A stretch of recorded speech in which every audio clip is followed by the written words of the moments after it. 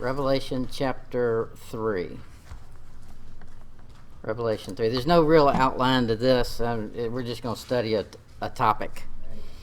And it's not the book of Revelation. We'll get back to that one day. There's too many good things to talk about. Revelation 3 will be in verse 20. The Bible says, "Behold, I stand at the door and knock. If any man hear my voice and open the door, I will come into him and will sup with him and he with me." Okay, so there's a door there he says he comes through. Now, I'm going to give you spiritual applications for many things in here. This whole lesson is basically spiritual applications. Don't think that I'm saying there's not a literal. There is a literal as well, but I'm giving you the spiritualized side of it so we can take a lesson from it. Okay, for just a half a second, I'll get doctrinal so that you can see that it's all lining up. Go to Luke. Is that where I want to be? Yeah, Luke chapter 12. Luke 12, verse 36.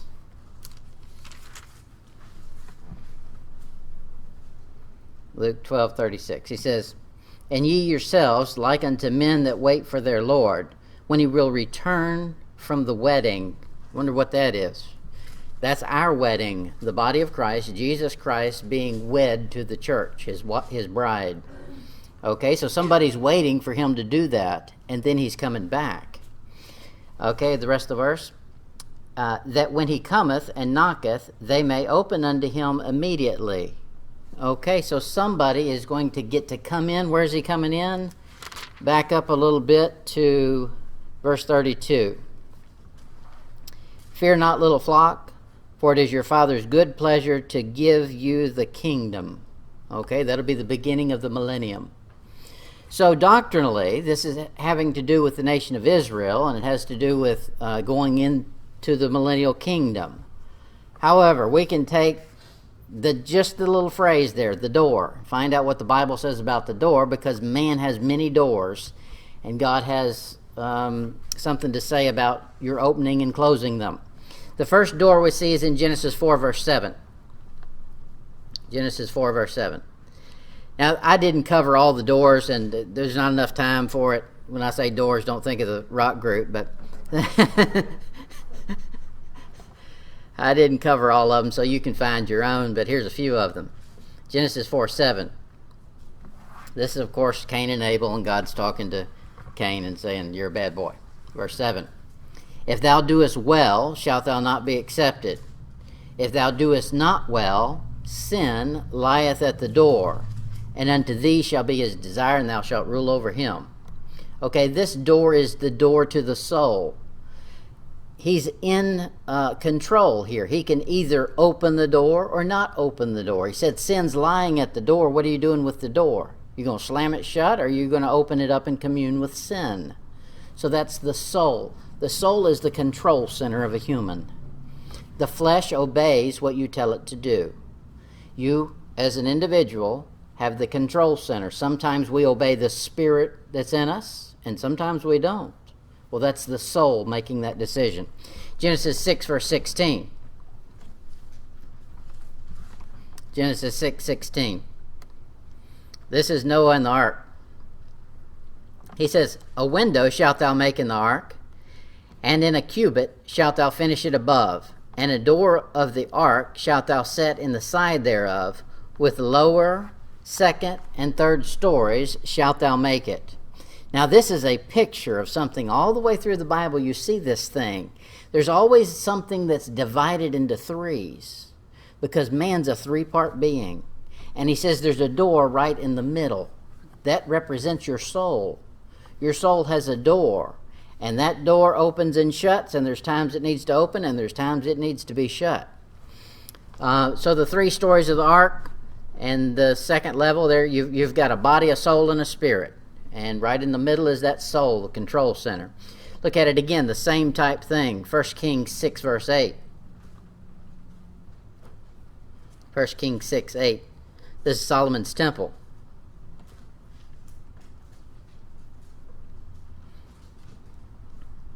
He says, "The door for the middle chamber was in the right side of the house, And they went up with winding stairs into the middle chamber, and out of the middle into the third. You find the same thing with the tabernacle in the wilderness.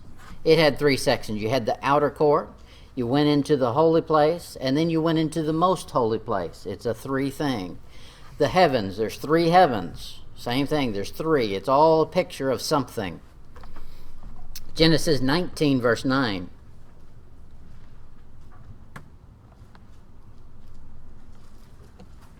Genesis 19:9. This is Lot. And the 2 angels have come to town, and they're in his house, and the men of the town want to do bad things to the 2 angels. Genesis 19:9. This is what the angels say. Or the men of the town say this. And they said, stand back.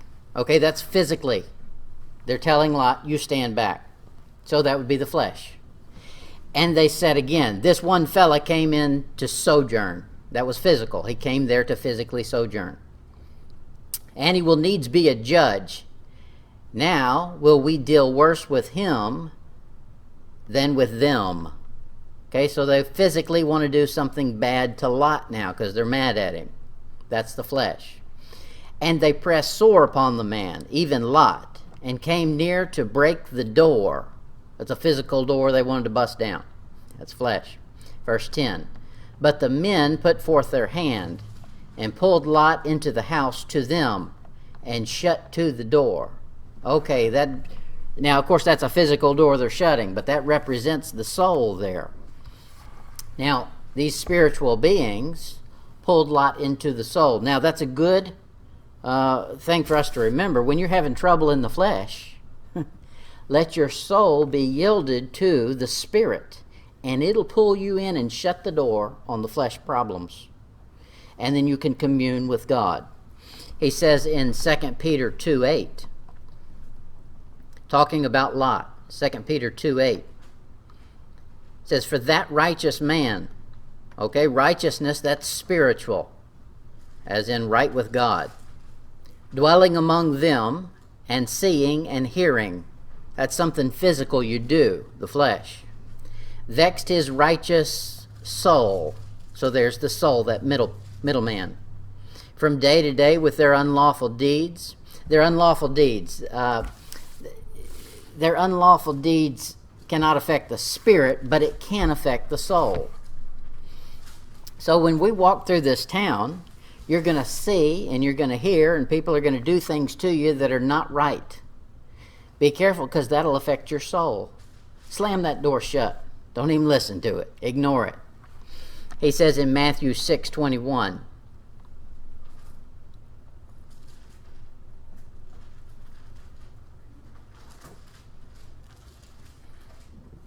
Matthew 6:21.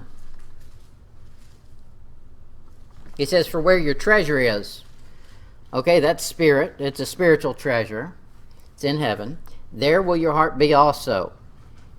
So the heart there is talking about the soul, your desires. Many times the desire, anytime you see the word desire, is referring to your soul, the real you, your thought processes, your emotions. Verse 22. The light of the body is the eye. Physical flesh, your eye. The things you see can create desire. That's why all the screens have gone on everything. They want to capture and advertise to man's desires. And if they can get you sucked in with something you see, then they got a chance of making you think, oh, I need that. You start desiring it. Physical desire. If therefore thine eye be single, okay. So what's he talking about here? He's talking about the soul. The soul can control the physical. For instance, I'm not particularly drawn in. I don't have any special desires when I walk through the fabric store. That didn't make any big deal to me. But now if Toby walks through that fabric store, but if she's got 500 things she can do with all of those fabrics, and she's calculating how many yards they got and, when the sale's coming out, to me that doesn't affect me. But here he's saying, If the eye is single, then the whole body is single. So whatever your desire is, if it's wickedness, he'll talk about that in a minute. But the spiritual desires, if you'll turn off the desire for what the world says and turn on the desire God says, then you can control this whole being, this body. He says, if therefore thine eye be single, thy whole body shall be full of light. So that's always through the Bible, light is a good thing. Darkness is a bad thing. I'm glad God makes it simple. Thinks we're a bunch of idiots, and we are. Verse 23. But if thine eye be evil, okay, so that's the soul's desire. If your desire is evil, thy whole body shall be full of darkness. Okay, so if the soul wants wickedness, you can find it. And matter of fact, God considers the whole man wicked then. If therefore the light that is in thee be darkness. Okay, what is that? The light. If the inspiration for the desire for wickedness in you, then that's darkness. And he says, if your desire is darkness, here's his phrase, how great is that darkness? Now there's a difference in Amnon, who had a friend and raped his sister, that desire, versus David falling into a bad situation.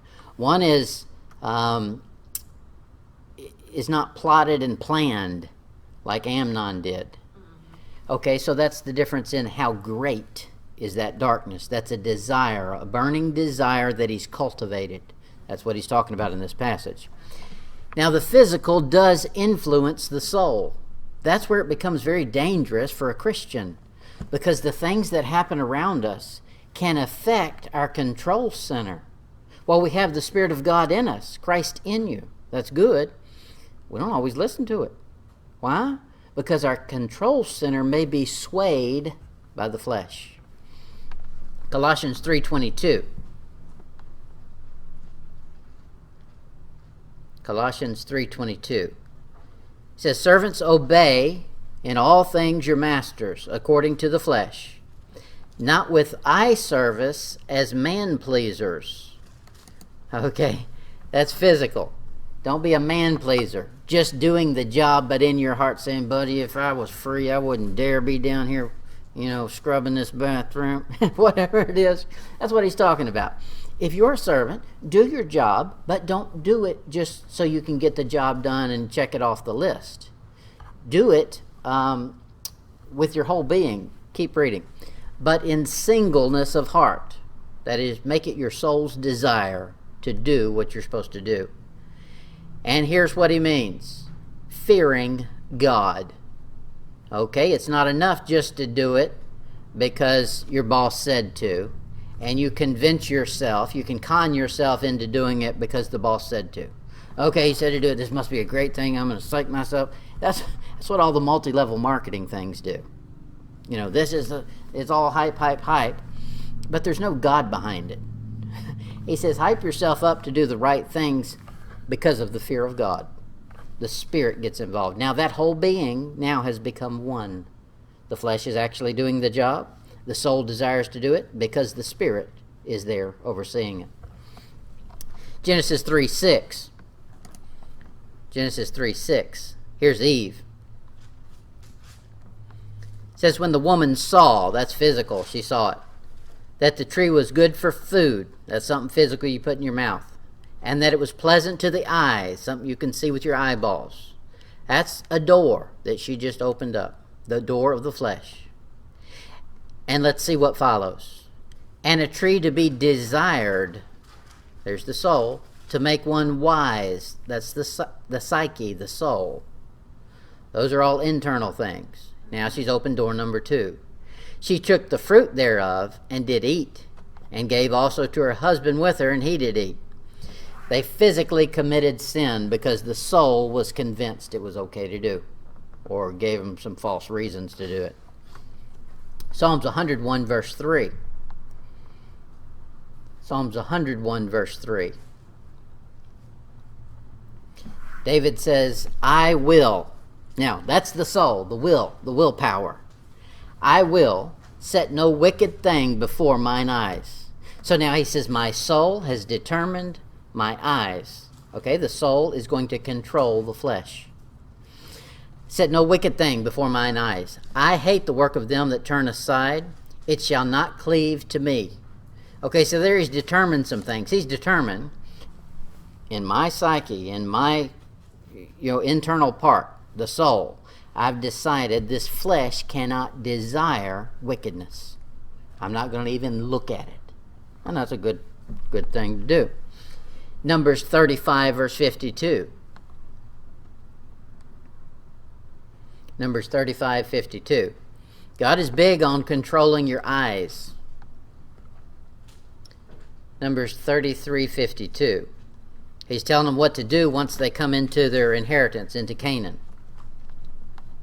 Then you shall drive out all the inhabitants of the land from before you, and destroy all their pictures, and destroy their molten images. Those are all physical things.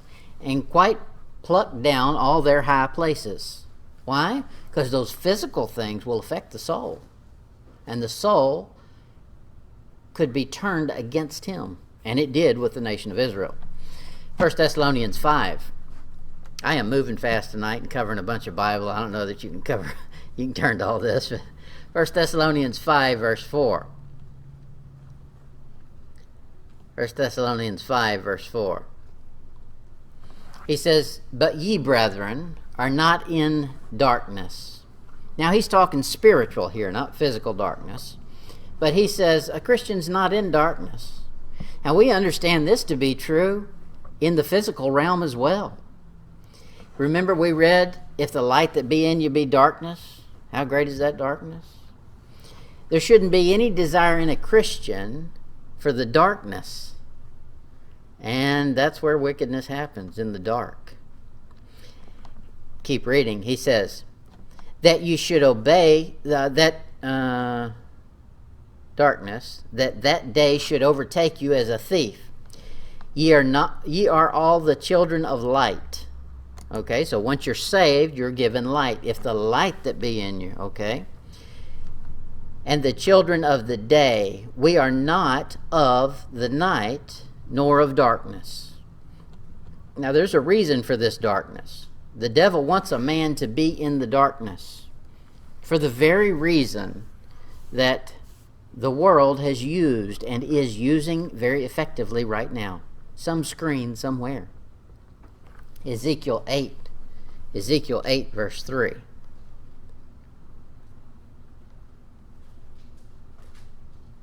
Ezekiel 8, verse 3.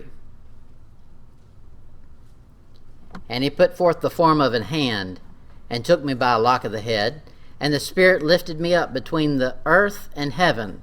Okay, so this must be the middle ground, the soul.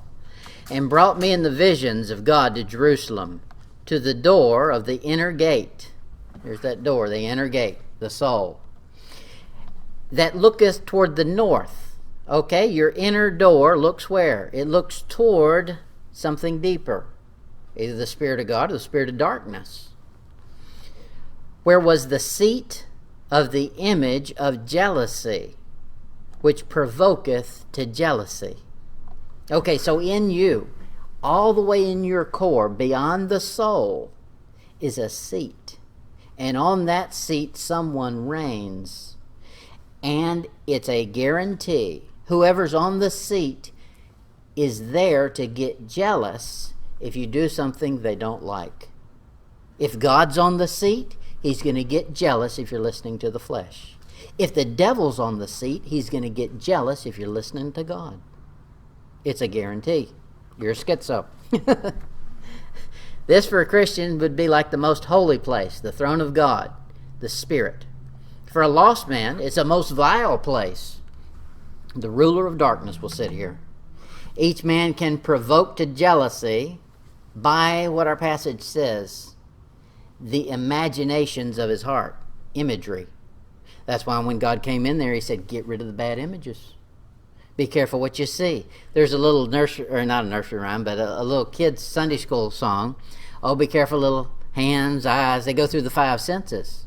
There's some deep doctrine in that. You got to be careful what the eyes see, because it will provoke to jealousy God, who claims, that's my name, I am a jealous God. Ezekiel 8 verse 12. Ezekiel 8 verse 12. Then said he unto me, Son of man, hast thou seen what the ancients of the house of Israel do in the dark? Every man in the chambers of his imagery. For they say, the Lord seeth us not, the Lord hath forsaken the earth. Okay, how do you create pictures? You need a dark room. That's what they say. You're going to develop film? You go to a dark room. We do the same thing. You develop film all day long in your mind. There's a room. Now, there's film you can develop in light, but it's nothing this world knows anything about. It's of God. Growing up, they used to tell me nothing good happens after midnight. A lot of truth in that. It's dark, and what's out there is dark. Movies are played where? In a dark room. If you turned on the light, you wouldn't be able to see the movie. The light would drown out the picture trying to be portrayed on the screen. That's the very thing the devil does. He tries to portray lies and propaganda in the imagery of your heart.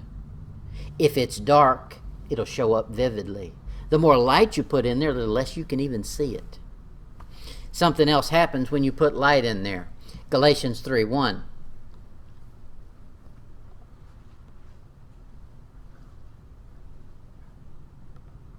Galatians 3:1. He says, "O foolish Galatians." What a nice way to speak. A bunch of foolish idiots out there, listen up. That's the Paul talked pretty plain. "O foolish Galatians, who hath bewitched you, that you should not obey the truth?" Okay, so somebody's been bewitched. This is spiritual. This is witchcraft. That you should not obey the truth. Okay, so the devil has put in darkness. Why did he put in darkness? So he could portray a lie. Keep reading. "Before whose eyes Jesus Christ hath been evidently set forth, crucified among you." This picture is reality. Crucifixion. Jesus Christ set before your eyes. And that picture only shows up in light. That picture doesn't show up in the darkness. You need light for that picture to come on. Just the opposite of what the world does and the devil does. Genesis 43:19. Genesis 43:19.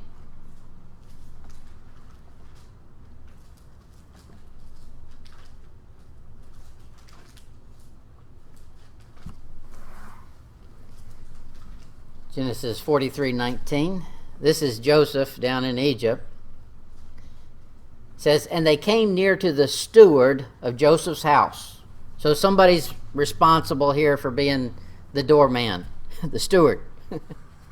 "And they communed with him at the door of the house." Okay, so that's what happens with us. Somebody's going to come in and want entrance to your soul. And they're going to communication. The things that go in your ears, there's a door right there. The things you hear.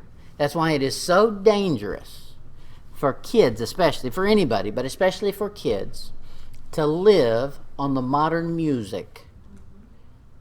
Not only the music of it, I'm not even talking about that, but the words of it. They're listening to preaching from the devil. Take the melodies and the music part out of it and just read the words. Okay, what have you just submitted yourself to? Okay, that's what's being preached to you. That's come to the door, and if you're communing with it, you just let it in. In John 10 verse 1. John 10 verse 1. This is Jesus speaking. He says, "Verily, verily, I say unto you, he that entereth not by the door into the sheepfold, but climbeth up some other way, the same is a thief and a robber." Who's the thief and the robber? That's a no-brainer. That's the devil. Okay? Men are children of the devil not because they invited him in. You realize that? We didn't choose, when you were born, you didn't choose to be a child of the devil. Adam and Eve did that one for you. So he climbed up another way. He didn't go to the door and ask for permission to come in. That's what Jesus Christ does. The devil climbed up another way. He's a thief and a robber. Verse 2. But he that entereth in by the door is the shepherd of the sheep. To him the porter openeth. Okay? It has to be your decision. Your soul has to open the door to Jesus Christ. The soul decides to communicate with the spirit, or it decides to keep the door shut. And the sheep hear his voice, and he calleth his own sheep by name, and leadeth them out. Exodus 12.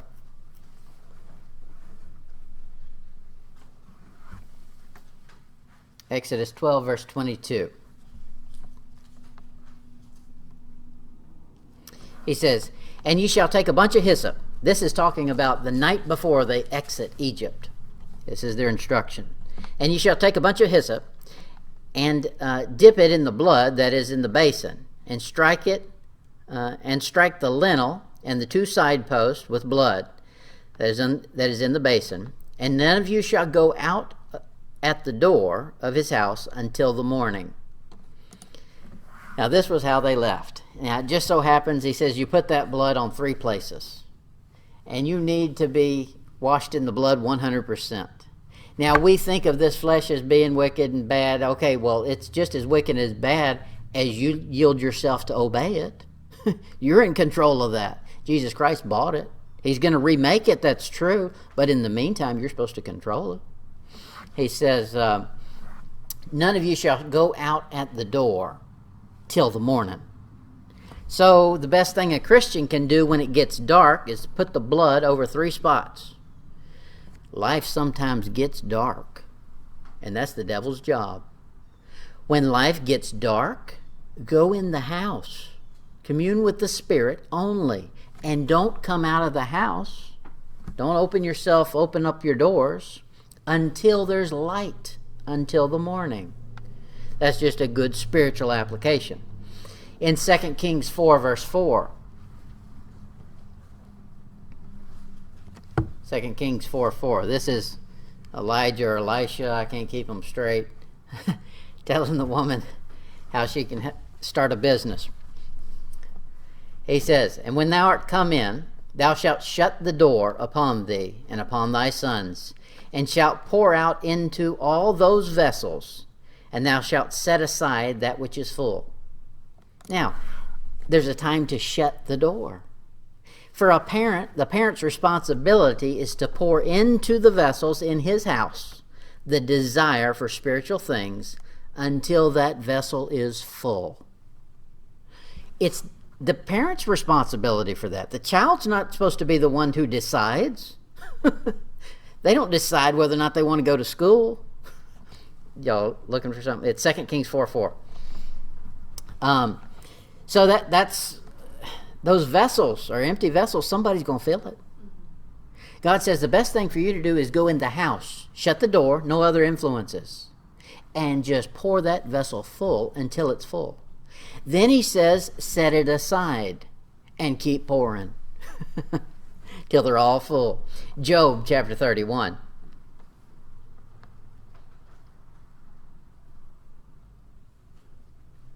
Job 31:34. Here's where it gets tough. Job 31:34. Yeah, Job is a tough book. He says, did I fear a great multitude, or did the contempt of families terrify me, that I kept silent and went not out the door? So here he's saying, fear and contempt, those are emotions. Those are not physical. That's something that affects the soul. Did they stop him from physically doing the right thing? No, they didn't. He said, I didn't give in to them. He shut the door on his emotions. Now, while those are literal things that happen, your emotions get instigated and stirred up, and that's going to happen. But we have to shut them down. Just slam that door shut and lock it. Put a deadbolt on it. Psalms 141, verse 3. Psalms 141, verse 3. This is a tough one. There's a door here that has got to be controlled, and you never master it all the way, but he says, set a watch, O Lord, before my mouth. Keep the door of my lips. Mouth is physical. The door of my lips. It can be opened or closed at the will of the soul. Nobody makes you say something. You decide to say it. He says, that's a door I want God to control. And he needs to control it. But he's not going to do it. He leaves the control center up to us. In Proverbs 5, verse 8. Proverbs 5, verse 8.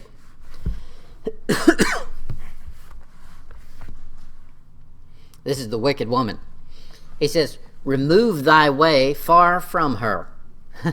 Physically, stay away from a wicked woman. That's good advice. There are some women that are especially wicked. Now, well, it's become to where there's a lot of them nowadays.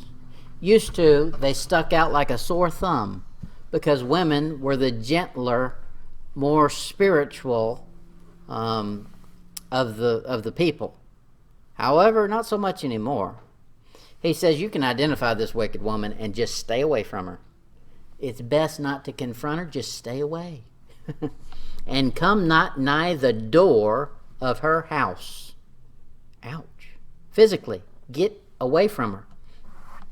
This woman is heard, and she's loud, and she's boisterous. She can be seen. She wants to be. She can be easily identified. Proverbs 7, he tells us about her. Proverbs 7, verse 11. She's at the 7-Eleven. Proverbs 7:11. She's loud and stubborn. Her feet abide not in her house. She's a busybody. Okay? Stay away from a busybody. Stay away from a woman who's loud. Women are not supposed to be loud. I know that's not something I'm supposed to say in this day and age. But a woman is not supposed to be loud. And there's Bible for it. They should be soft-spoken. And the woman shouldn't be stubborn. That shouldn't be her makeup. That's not natural for a woman. Verse 12. Now is she without, now in the streets, and lieth in wait at every corner. You're going to have to work to stay away from her. She shows up in all the streets. She shows up sitting on the corner. It's going to be work. In order to stay away from the wicked woman, it has to be a desire of the soul, because it's going to just be convenient to run right into her and to say, well, I understand that she's a bad woman, but I'm just going to, I can't do anything about it. She's on the corner. I'm going to go back. No, turn around and leave. Find another place to be. Proverbs 9:14.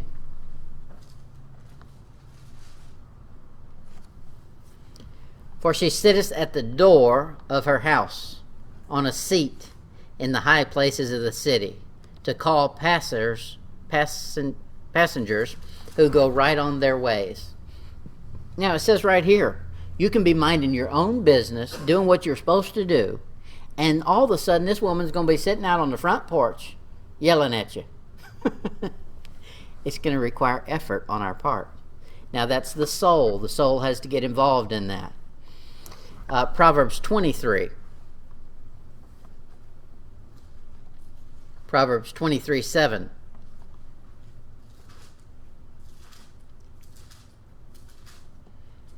Here's the problem with this woman who's calling to people. She's a liar.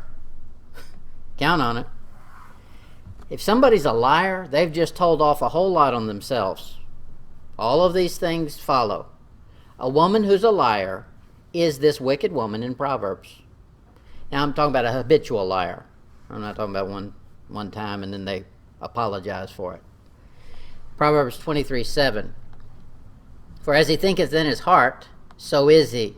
Okay, that's the soul's desire, the heart. The way your heart thinks is who you are. Eat and drink, saith he to thee. Okay, so this fellow's going to come along and say, hey, there's all this good food, and I've got some drinks here for you. That's physically. That's flesh. That's the advertisement he gives. He's not advertising to the soul. He's advertising to the flesh. But his heart is not with thee. It's a trick.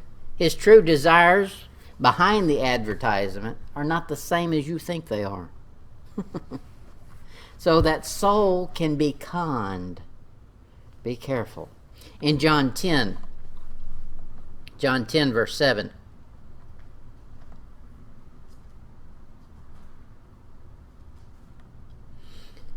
John 10:7. Jesus said unto them again, Verily, verily, I say unto you, I am the door of the sheep.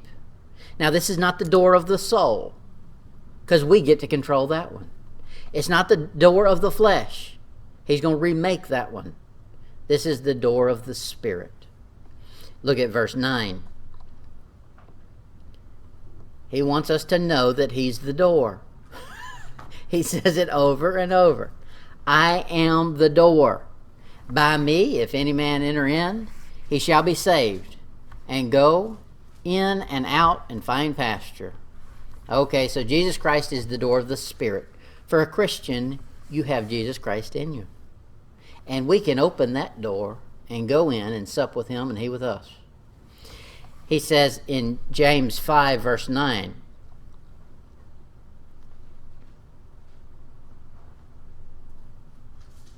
James 5:9. He says, grudge not one against another.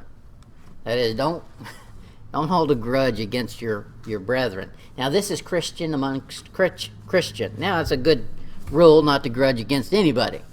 But this is specifically talking about other Christians. Another brethren, lest ye be condemned. Okay, grudge, that's emotion. That's the soul. Against another Christian. Behold, the judge standeth before the door. So, Jesus Christ is the door of the Spirit. And he stands at that door and watches what the soul does. Is the soul bearing a grudge? You chose to do that. The judge is standing at the door that's right within you, and he's watching your emotions. Revelation 3:20, we've already read that one. That's Jesus wanting to come in and commune with you. In Psalms 36, verse 1. Psalms 36, verse 1.